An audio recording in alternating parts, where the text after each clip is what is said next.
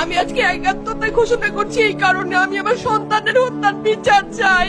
আমি বিচার চাই, আমি বিচার চাই।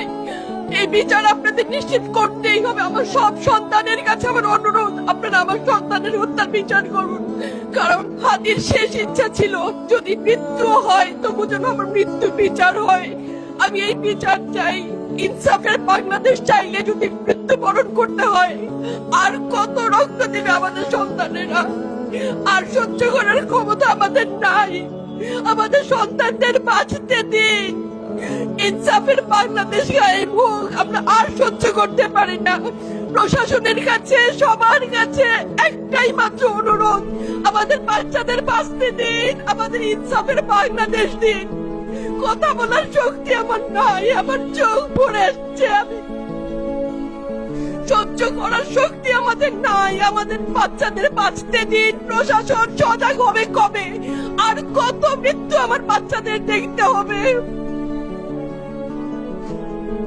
আমি কথা বলতে পারছি না। আপনারা সবাই আমার বাচ্চা হাদির জন্য দোয়া করবেন, আমাদের বাচ্চাদের জন্য দোয়া করবেন, আর ইনসাফের বাংলাদেশ যেন কায়েম হয় সেজন্য দোয়া করবেন। আসসালামু আলাইকুম।